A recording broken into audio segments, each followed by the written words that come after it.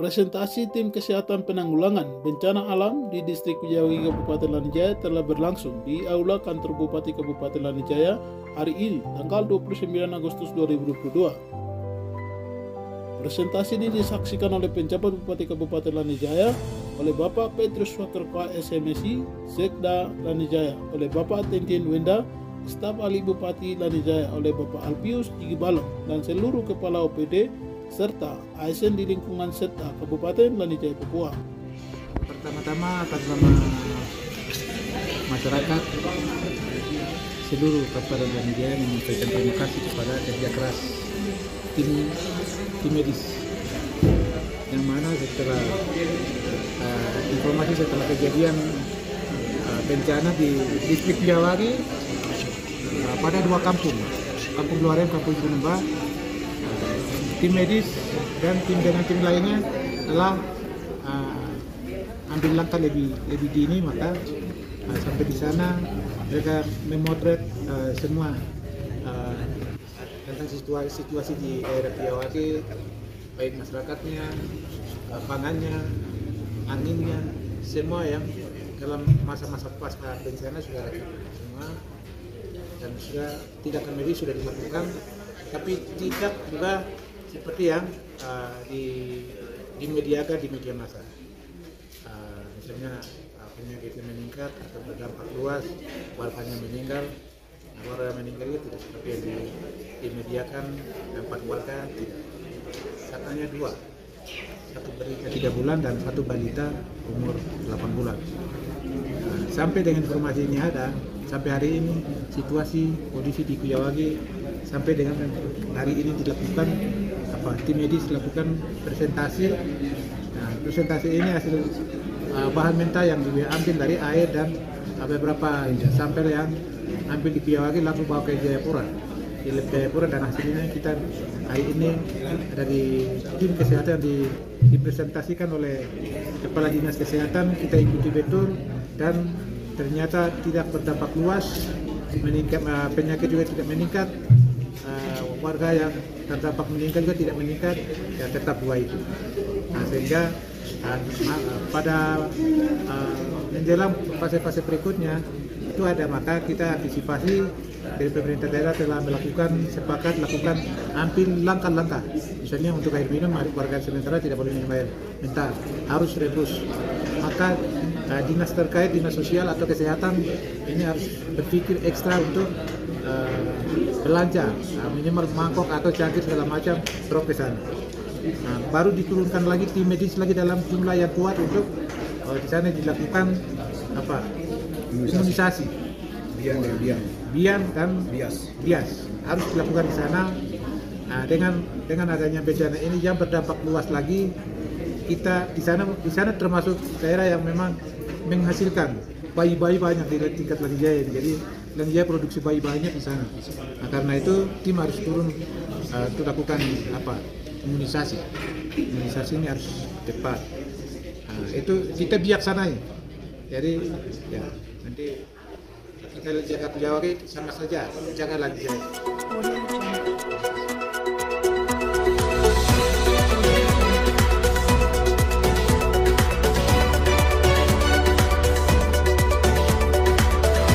Kami Dinas Kesehatan siap untuk melaksanakan tugas yang diperintahkan oleh Pak Bupati. Jadi tenaga kami siap dengan jumlah yang ada, kemudian kita tambah lagi jumlah yang lebih besar lagi untuk masuk. Jadi setelah ada perintah dari Pak Bupati, kemungkinan kita akan bikin 3 tim. Jadi tim untuk ke distrik Piawagi sendiri, kemudian ada 1 tim masuk lagi ke Panu Barat, dan tim ketiganya akan masuk ke Goa Bali dalam rangka pelayanan masyarakat, baik untuk pelayanan pemeriksaan dan pengobatan, kemudian pemeriksaan ibu hamil, terus lansia, kemudian pelayanan kepada bayi balita, termasuk anak-anak prausia sekolah. Jadi dari SD kelas 1 sampai kelas 6 kita akan layani dengan pelayanan imunisasi bias. Kita akan melayani mereka semua. saya minta supaya teman-teman perawat profesi lain yang ingin bergabung dengan tim kesehatan silakan bergabung untuk memberikan tenaga, pikiran, waktu kita kepada orang tua yang lagi membutuhkan pertolongan. Jangan sampai teman-teman berpikir saya tidak melibatkan teman-teman lain, tapi dengan kesadaran datang ke dinas untuk bergabung dengan tim dinas kesehatan. Jadi saya tidak panggil, tapi Anda punya hati yang bagus, niatnya bagus, ikhlas untuk menolong masyarakat, silakan datang di dinas kesehatan untuk mendaftarkan diri menjadi tim kesehatan untuk menolong masyarakat. Mungkin itu. Kemudian saya juga minta tolong kepada teman-teman di Puskesmas, tenaga-tenaga yang masih bisa bergabung dengan kami silakan juga daftar di kami. Tetapi tenaga-tenaga Puskesmas juga melaksanakan program yang sama, yaitu BIAN dengan BIAS itu dilaksanakan oleh teman-teman Puskesmas, sehingga nanti atur waktu atur SDM-nya bagaimana yang bergabung dengan tim kesehatan untuk KPLS siapa, kemudian untuk melaksanakan tugas-tugas yang rutin di setiap wilayah Puskesmas itu diatur sebaik-baiknya. Jadi kita sudah bawa hasil dari pemeriksaan laboratorium dari Labkesda Provinsi Papua, hasilnya sudah bawa. Kemudian dari hasil itu ada beberapa air sumur yang dikelola, yang dikonsumsi oleh masyarakat tanpa dimasak, itu ternyata E. coli-nya tinggi memang. Jadi ada sumur, tapi setelah kita lakukan pengamatan, memang sumur itu tidak memenuhi syarat kesehatan. Paling tidak kedalamannya harus 10 meter ke bawah dari permukaan, dan bibirnya itu harus dijaga supaya jangan sampai nanti rembesan E. coli atau coliform dari permukaan tanah bisa masuk ke dalam air, dan itu menimbulkan diare memang. Dan kami anjurkan supaya setiap konsumsi air memang harus dimasak semuanya. Kami akan mungkin minggu depan tim kesehatan akan masuk ke sana dengan membawa apa adanya yang bisa kita bawa untuk melayani masyarakat sana. Itu yang mungkin saya harapkan. Atas perhatian Pak Bupati, saya atas nama Kepala Dinas kemudian tim kesehatan menyampaikan terima kasih.